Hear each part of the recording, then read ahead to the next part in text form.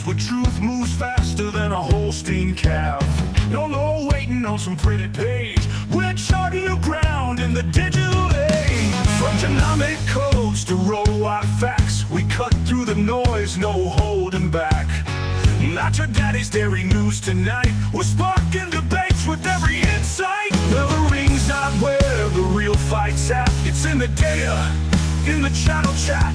From pasture to processor to your morning cup, we're raising the stakes. Try and get ahead of herd. Yeah! Where the future's more than just a word. Ahead of herd. Come on! The bullvine's calling, let your voice be heard. Welcome back to the Bullvine Podcast, where we cut through dairy industry noise to get you the insights that actually matter for your operation. And today, we're diving deep into a feature piece that's been generating some serious buzz. This one's got layers and some structural surprises that are going to make you, the farmer, rethink how you've been approaching profitability and critically value capture. Okay, let's unpack this core paradox. Yeah. Because it really is something. We are looking at two beverages sitting right next to each other in the same grocery store cooler. One is basically sugar water, right? Fortified with carbonation and flavoring. The other is complete, nutrient-dense milk protein, calcium, essential vitamins, real nutrition. Yet the core question is staggering. How is Coca-Cola's product capturing 60 to 70 cents of every retail dollar spent? Yeah. While milk, our arguably superior product, is struggling to capture maybe 30 to 49 cents. That gap, that 70-30 split you mentioned, isn't just an economic curiosity. It is the entire game right now. It really is. We need to understand this fundamental structural and, business model difference to even begin to fix our side of the equation. Right. Because right now we are looking at a system built for commodities. That's dairy competing directly against systems built for global, unshakable, proprietary brands cope. It's an asymmetric fight, really. This deep dive matters right now. Yeah. Because that widening gap, it reflects these deep structural advantages that, frankly, dairy has to counter before the cost of inaction becomes, fatal. We can't just sit around and wait for the commodity price cycle to spin back up. Those cycles are becoming shorter, less predictable. Definitely. We have to build permanent resilience. We are dissecting a system that rewards complexity in production, which, let's face it, is what dairy excels at. We're good at making milk. But rewards simplicity and singular brand loyalty in retail, which is what we fundamentally lack as an industry. And if you're asking what's truly at stake for your operation, it's survival. Plain and simple. The source material suggests a very harsh, but I think essential metric. If your farm's percentage of retail value capture is below 35%, 35. You are statistically stuck in the commodity trap. You are a price taker, not a price maker. End of story. That 35% marker is critical. It really is. That difference, moving from 35% to even, say, 45%, that's the difference between making those critical long-term investments. Yep. Facility upgrades, new genetics, maybe technology, versus just treading water. Yeah. Managing debt, trying to keep the lights on. It's the difference between planning for the next generation and just worrying about the next quarter's milk check. Exactly. But here's where we pivot, because it's not all existential dread. It can't be. The focus of this research is on specific proven strategies, things people are doing right now, from genetics management to innovative processor arrangements that are already delivering Coke-like stability and margins to successful dairy operations. Yeah. It is possible. Absolutely. And we're going to dive into one strategy, beef on dairy, that is currently promising $70,000 or more. $70,000. In extra annual revenue for minimal capital outlay. We're talking maybe $2,000 in additional semen costs. Yeah, the ROI is huge there. That's a return on investment that transforms cash flow almost immediately. And before we get too deep into the solutions, we absolutely must talk about the ticking clock.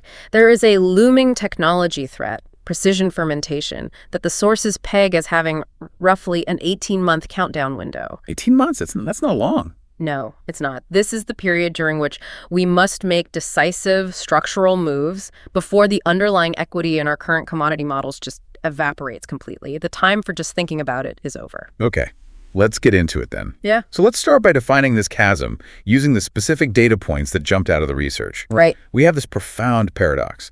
Coke sells a product that is 87% cheap ingredients, water and flavoring, basically. Water and sugar, mostly. Dairy sells complete nutrition.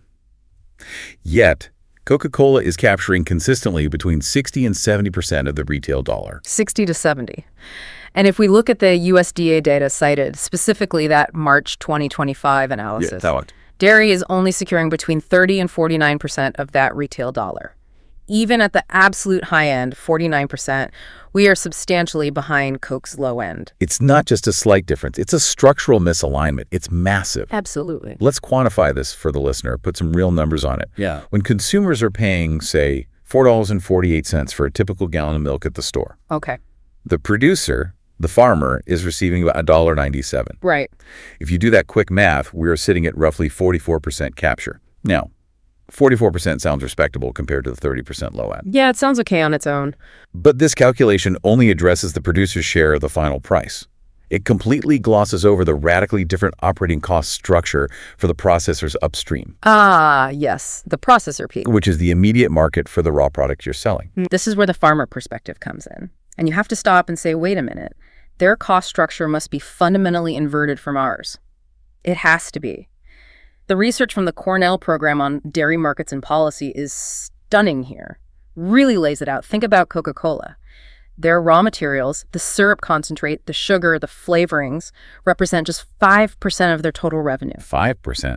Just 5 cents on the dollar. 5%. The rest is marketing, distribution, overhead, and profit. Lots of profit. Okay, so 5% for Coke's inputs.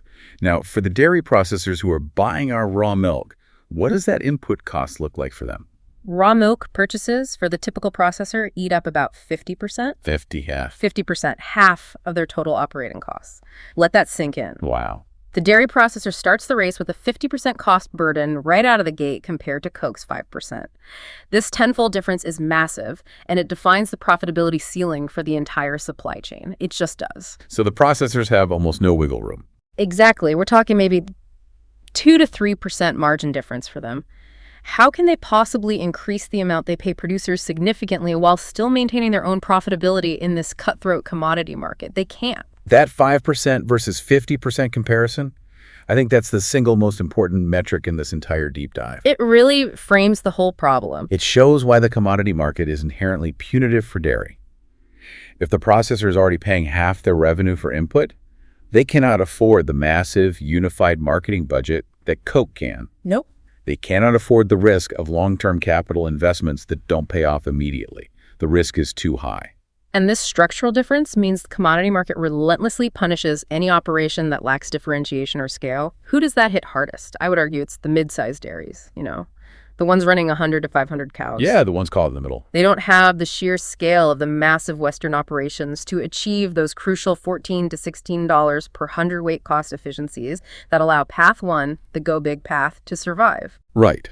And they often lack the proximity or maybe the infrastructure or just the flexibility to immediately jump into those high-value local premium markets that the smaller farms are carving out. Exactly. They're caught in the middle, still dependent on the volatile commodity price, and they're the ones forced to confront this crossroads most urgently.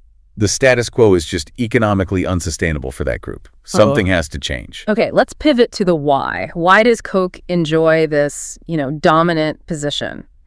We need to challenge the conventional wisdom that says we can ever truly compete head-to-head on the national stage when these structural realities exist. It might not be possible. First, logistics. This is honestly the genius of their business model. It really is. They ship concentrated syrup. They call it the concentration secret. And it is a secret weapon. Shipping the concentrate eliminates 87% of the product weight from their shipping and storage costs. 87%. That's almost everything. Think about that.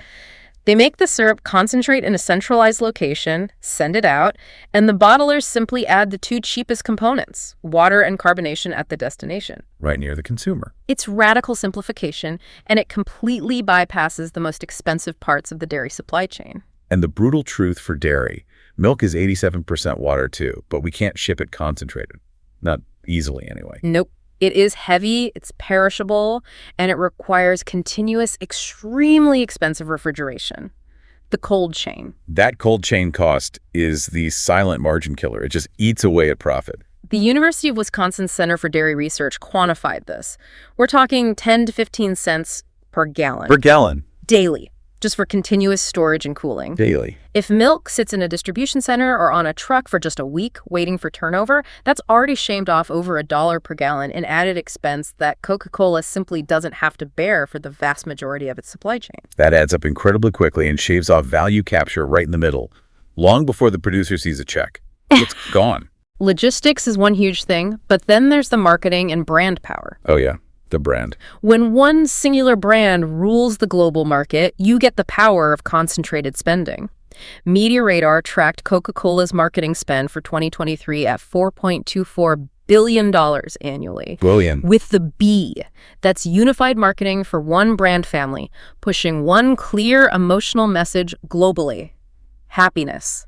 Nostalgia. Okay, now compare that to the, was it $420 million collected by the mandatory checkoff program last year? $420 million. Wait, so Coke is spending 10 times what the entire U.S. dairy industry is collecting for promotion. 10 times, exactly. And that $420 million isn't unified, which is the other critical point. Right, that's key too. It's spread across competing fluid milk promotions, regional cheese campaigns, butter, yogurt, often with different regions vying for different messaging, sometimes even competing against each other. So we're fighting a coordinated global $4 billion marketing army with scattered platoons totaling $420 million. Yeah. The fight is structurally uneven before it even starts. And the final piece of the structural advantage is the proprietary formula scarcity. Ah, the secret formula. Coca-Cola keeps incredibly tight control over its concentrate formula. Nobody else can make exactly what they make. That's a barrier to entry, a huge one. Milk is the opposite. There is no proprietary formula.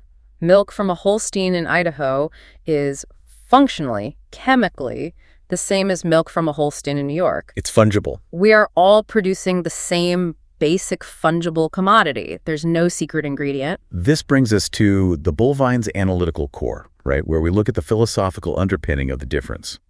Dr. Andrew Novakovich put it perfectly when he said Coca-Cola created scarcity around abundance. Scarcity around abundance. I like that. They took common ingredients you can find anywhere, sugar, water, flavors, and made them exclusive through a secret process and relentless, overwhelming marketing. And we in dairy are plagued by abundance without any scarcity. That complete lack of differentiation means we have no pricing power. None. We are constantly vulnerable to the lowest cost producer or the next technological leap that makes milk cheaper. We saw the ultimate consequence of this market vulnerability with the collapse of Dean Foods back in November 2019. Yeah, that was a shocker. They achieved massive scale over 100 plants at their peak, which conventional wisdom says should provide unbeatable efficiency. Scale should win, right? Right. That's what we're always told. Get bigger, get more efficient. Yeah. But wait, if scale is all about efficiency, why didn't Dean's 100 plants give them the negotiating power they needed to survive? What happened there? Because their entire foundation was built on sand. When the bankruptcy documents came out, the brutal truth was that they had zero consumer brand loyalty. Zero. Wow. They were solely focused on the commodity volume, supplying private label. When Walmart, their major customer, decided to build its own processing plant, Pulled the rug out. Dean lost major supply contracts overnight and collapsed immediately. Scale wasn't enough without value capture and brand power. It meant nothing without loyalty. It's sobering, isn't it? Imagine achieving that kind of scale 100 plants, only to realize your entire foundation was built on customer indifference. Now, It's a fundamental lesson for every dairy farmer listening. Volume alone, without a strategy for value capture, is a dangerously precarious foundation. You need more than just pounds of milk. so we've established the chasm and the structural reasons why it exists. It's pretty clear. Now let's pivot to the solutions. The 3 strategies identified in the source material that are actually delivering Coke-like stability or sustainable profitability in the dairy world right now. Yeah, let's talk about what is working. We're talking beef on dairy, premium storytelling, and strategic processor partnerships. #tag beef on dairy, the simplification model. Let's start here because this is the most immediate, simple, and frankly effective strategy available right now for a lot of farms. Quickest win. Yeah. This is dairy's version of simplification. You're leveraging your entire existing infrastructure, your cows, your breeding program, your housing, your parlor, and simply changing one input, the semen you use. And the data supports the massive adoption of this simplification model. The American Farm Bureau Federation showed in its October data that 81% of U.S. dairy herds now use beef semen. That's nearly 4 out of 5 operations. So if you're not in that 81%, you are clearly leaving serious money on the table without needing massive capital expenditure. Okay, let's break down the economics in detail because we threw out that $70,000 extra revenue figure. We need to show how that works. Okay, let's take a common industry scenario. A 200-cow herd, pretty typical size. A conservative strategy would be to breed the bottom third, maybe genetically, or just older cows, say 66 cows, to beef genetics. Okay. Beef cross calves are averaging around $480 this spring. Pretty strong market. Compare that to a typical Holstein bull calf bringing in maybe $110 on a good day. That's a net difference of $370 per calf. Significant. Right. Now, factoring in a strong 90% calf survival rate, which is reasonable, Yep. you have roughly 60 saleable beef dairy cross calves from those 66 breedings. 60 calves times that $370 difference equals $22,200 in extra revenue. 22 grand. Just from changing semen on a third of the herd. Just from that one breeding decision per year. Wait, I thought we said $70,000. Where does that number come from? Good question. That 22K calculation assumes you are still raising all your own replacements from the other 2/3 of the herd. The figure of $70,000 comes from slightly larger operations, say 400 cows breeding, maybe 40% or even 50% of the herd to beef. This allows them to fully outsource heifer development and focus only on the core milking animals. They buy their replacements instead of raising them. So the $70 year includes the savings from not raising heifers. Exactly. For many operations, the true value capture comes from that simplification, reducing the capital cost, the labor, the feed, and the risk associated with raising replacements.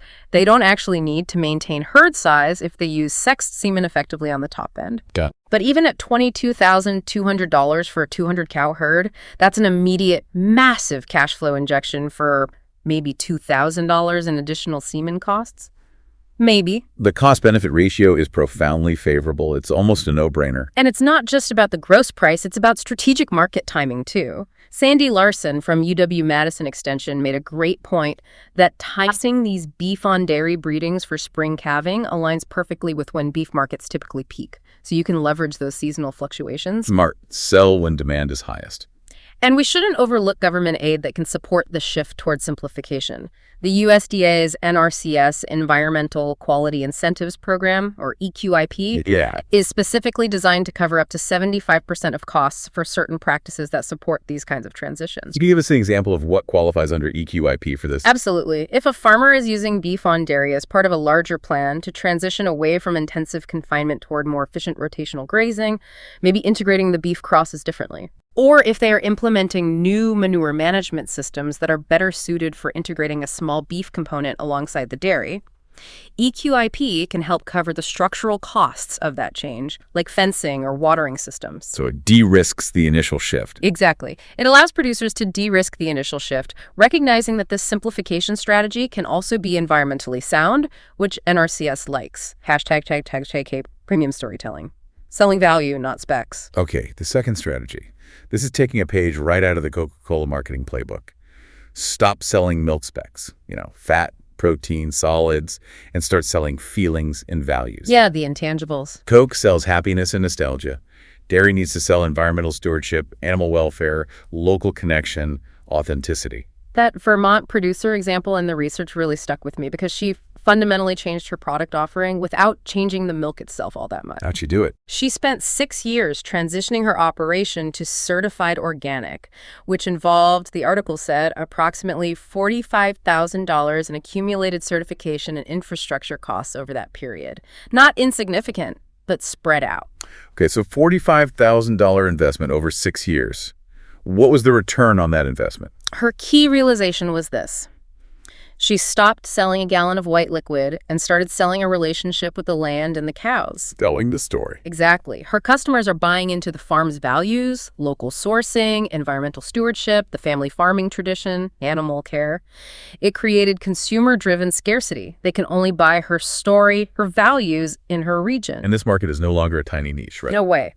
The Organic Trade Association data confirms these story-driven premium markets are growing 7 to 9% annually, far outpacing the flat commodity market. 7 to 9% growth is huge. We are projecting this premium market segment could hit between $3.2 and $5.4 billion by the early 2030s. That's serious money. And these are the operations getting those really high prices. These are the operations getting $35 to $50 per hundredweight, compared to the $20 to $22 commodity price floor, sometimes even higher for direct market. They are achieving this premium because they have successfully created a kind of consumer-driven scarcity. They are the only ones telling that specific verifiable story to that specific consumer base that cares about it. We see clear regional examples of how this adaptation works against local liabilities, too, like down in the Southeast. Yeah, the heat stress issue. Where heat stress naturally knocks production down by 25% or more in conventional herds during the summer. Some producers switched to grass-fed systems with heat-tolerant breeds. They didn't view it as a production loss. They framed the story around resilient, heat-adapted genetics and a pasture-based system that their local consumer base valued highly, turning a negative into a positive. And the result was tangible. They secured $3 to $4 per hundredweight premiums through regional retail partnerships, allowing them to offset that natural production drop while capturing significant value. They made more money with less milk, essentially. Similarly, look west at places like Colorado and New Mexico, where water is the primary scarcity. Big issue there.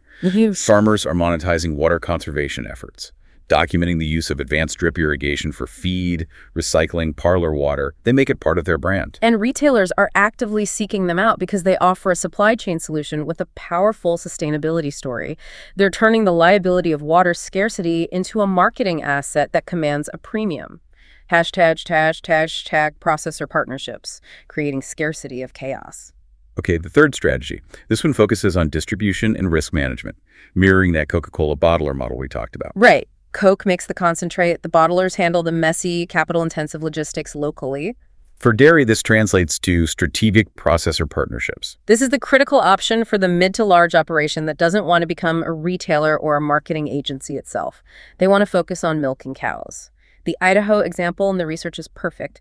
Larger operations there are securing $1.50 over Class 3, pricing through long-term contracts with regional cheese processors. Okay, for the listener who might not be immersed in the complex milk pricing formulas every day, can you quickly define Class 3 and explain why a premium over that benchmark matters so much? Sure.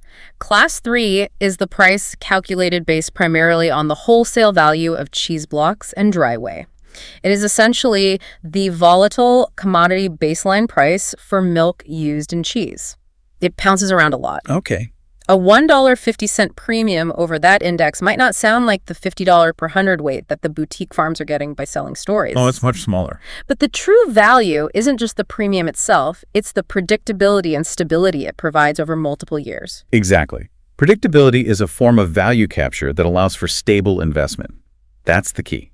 When you know you're getting at least $1.50 above the market minimum for the next 3 to 5 years, you can budget for that new barn, you can plan for genetic upgrades, you can access better financing terms from the bank. It removes the market chaos. Yeah. You're not riding that Class 3 roller coaster month to month. And if you want the ultimate example of stability through structural discipline, we have to at least mention the Canadian supply management system. Ah, yes. The Canadian model always comes up. Producers there capture only about 29% of the retail value, which is actually less than the U.S. average. Right, a lower percentage capture. But they operate under predictable cost of production pricing. It was adjusted by 2.3% this year, based on their input costs. The price might be lower overall, but the income is basically guaranteed. And the result of that pricing predictability is stark. Statistics Canada reports virtually 0 dairy farm bankruptcies in the last 5 years. Compare that to the U.S. It's a completely different model for risk management. Total stability. But we can't just blindly praise it. We have to acknowledge the trade-off, the downside. Definitely. Canadian producers view their quota, the right to produce milk, as a capital asset that appreciates 4 to 6% annually for decades, which is great for existing farms holding that quota. Builds massive equity. But that quota represents a massive barrier to entry. The capital cost to buy quota alone makes it nearly impossible for the next generation of farmers or new farmers to start up without inheriting it or having massive capital.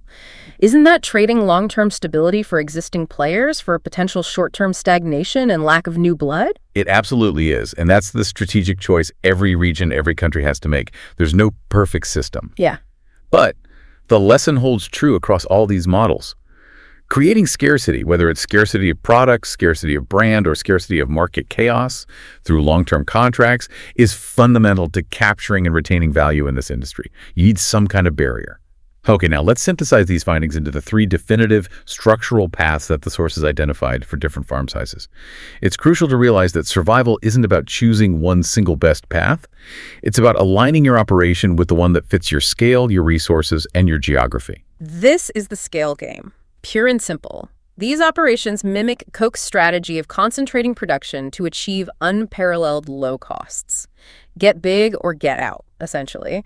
They're achieving benchmark costs of $14 to $16 per hundredweight because they leverage aggressive economies of scale in feed purchasing, specialized labor management, high-throughput parlors, and facility amortization over many, many cows. But this path requires specialization in management, not just owning more cows. It requires extreme data analysis. Oh yeah, data is king here. Tracking feed efficiency down to the last gram, precise labor management schedules, sophisticated environmental controls for barns. You aren't just farming. You are managing a complex industrial-scale data center that happens to produce milk. And the market validates this path. Rabobank and the USDA project that these massive operations, 500 cows and up, really more like 1,000 plus these days, will produce 60 to 65% of the U.S. milk supply by 2030. 60 to 65%. Wow. They survive by dominating the lowest cost position in the commodity pool, effectively forcing smaller, less efficient producers out of the market who can't hit those cost numbers. This is the craft soda analogy.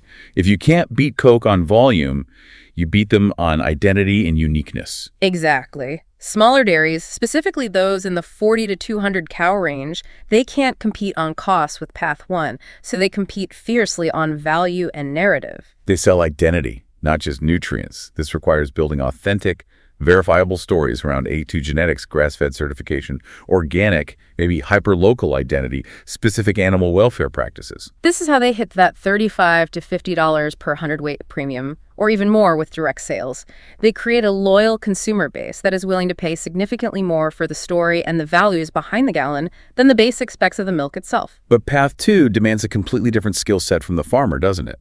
Totally different. You have to master consumer-facing compliance, small batch packaging rules, direct-to-consumer logistics, if you go that route, food safety regs, and sophisticated digital marketing, social media, websites, farmers markets. You have to become a retailer and a brand manager first and a farmer second, almost.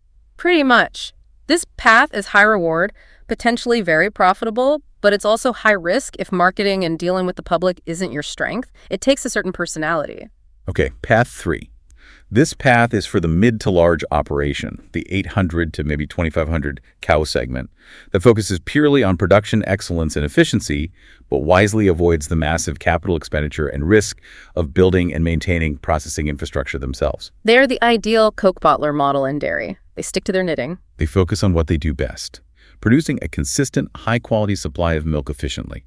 By securing guaranteed premiums, that $1.50 or more over Class 3 pricing through partnerships, they manage their risk without having to take on the liabilities, the debt, and the market headaches of running a processing plant. It's a pure focus on production efficiency, married to supply chain predictability. It makes sense for a lot of farms in that size range. This path keeps the mid-size farm viable because it removes the uncertainty of the volatile spot market. Their job is clear: deliver a predictable supply that meets certain quality specs. And the processor's job is clear. Handle the marketing, the logistics, the product development. It's a mutual risk management agreement that benefits both parties if structured correctly. Now we have to talk about the huge elephant in the room, the thing that puts an expiration date on standing still. Precision fermentation. Yeah, the disruptor. This is a technology that is coming for both the dairy industry and the beverage industry, potentially, and it will fundamentally change the calculation of commodity value.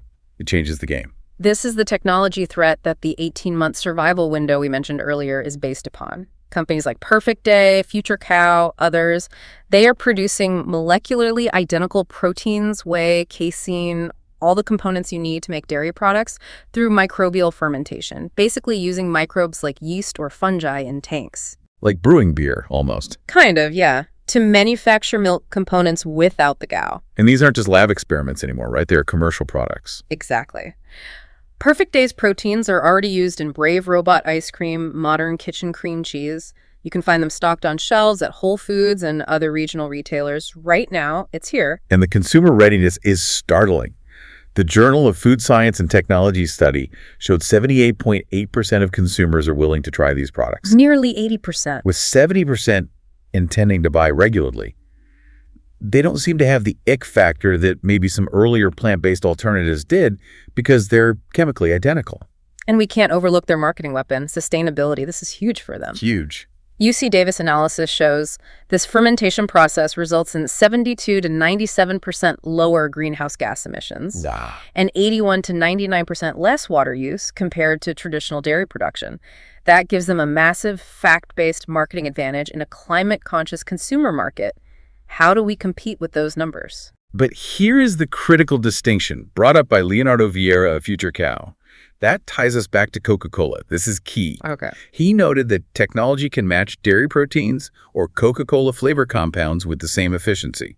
Science can replicate both. Right. But Coke's brand equity and proprietary formula protect them. They've built consumer loyalty barriers, that emotional connection, that technology struggles to cross easily. People want Coke, not just cola flavor. Our commodity status, however, offers no such protection, none at all. If you are selling generic milk and the consumer cannot differentiate your milk protein from the milk protein synthesized in a bioreactor that boasts 90% lower water use and might be 20% cheaper at the store. Which one wins? The cheaper, more sustainable option wins, period. Especially with younger consumers. This is why value capture and branding are now existential requirements, not just nice-to-haves. This brings us to the hard deadline. The sources indicate precision fermentation is scheduled to launch commercially in large-scale facilities between 2026 and 2028. That's just around the corner. We are in an 18-month window, roughly, where decisive moves matter most.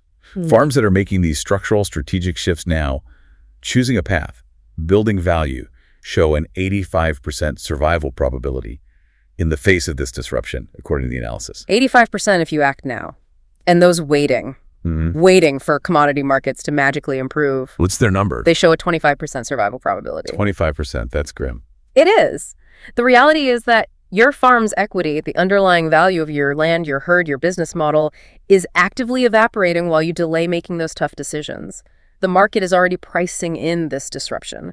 So let's challenge the popular industry narrative that dominates every farm meeting, every coffee shop conversation. The obsession with production volume. Yeah, pounds shipped, cows milked, herd averages. It's all about more milk. But what if volume is a secondary or even dangerous metric to lead with? What if focusing only on volume is digging our own grave? That's the contrarian take we need to hammer home.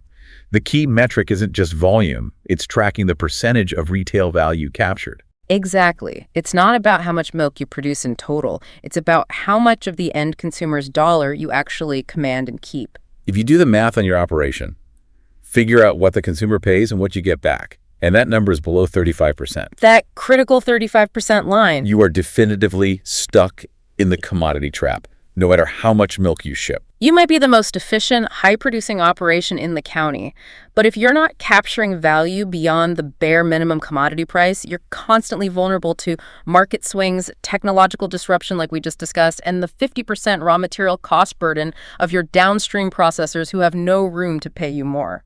This requires producers to ask fundamental questions about differentiation. Can you create any kind of scarcity around your product? Anything at all. Is it geographic? Is it a unique attribute like A2 or organic?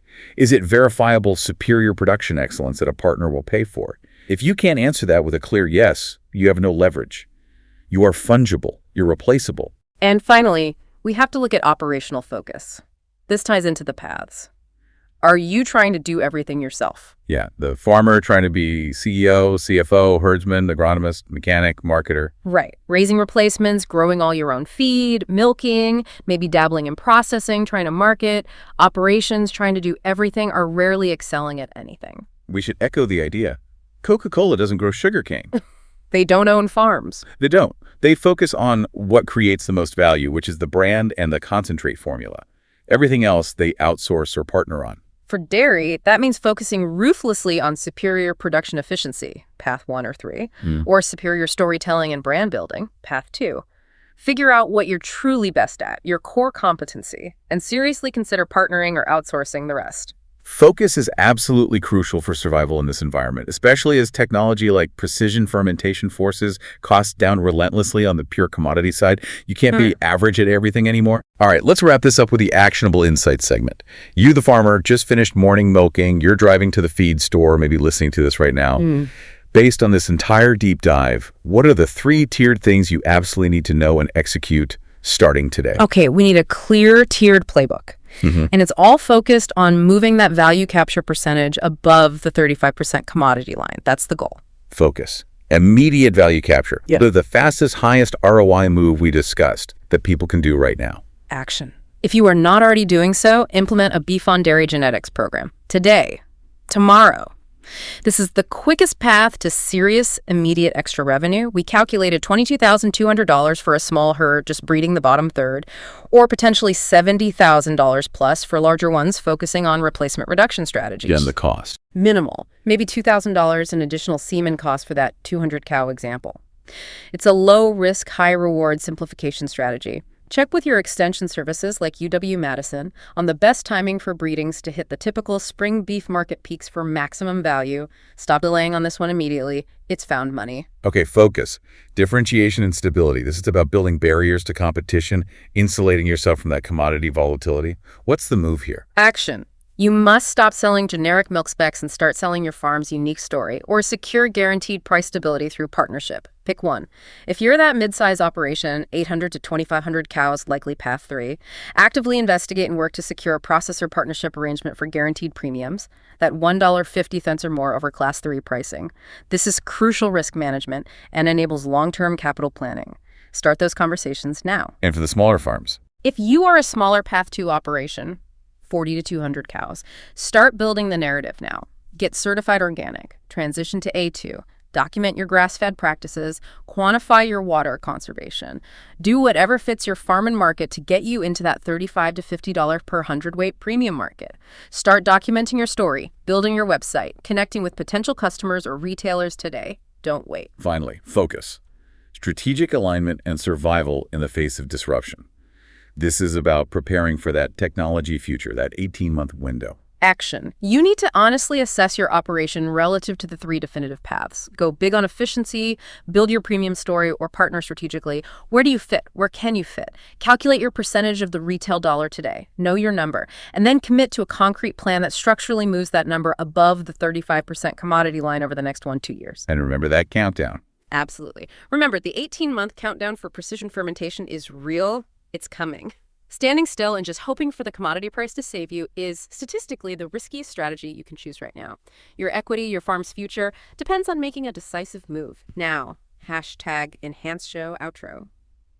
This has been another deep dive from the Bullvine podcast. That gap between Coke's 70% and our 30-49% value capture, it reflects fundamental structural and business model differences that aren't going away on their own.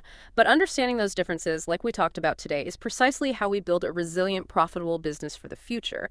Knowledge is power here. If this kind of hard-hitting, no BS analysis helps your operation, head to www.thebullvine.com for more articles that tell you what's really happening in dairy. And seriously, subscribe wherever you get your deep dives, your podcasts. We're releasing episodes twice weekly now, bringing you this kind of analysis more often. And trust me, you don't want to miss what we've got coming next week about the true economic costs of robotic milking versus conventional parlors. We're going to dig into whether the ROI is truly there for the average farm. Ooh, that's a hot one. Or if the technology is sometimes just a massive capital sink that only really benefits those huge operations already on path 1. That's a whole other structural challenge we need to unpack. We will see you next time.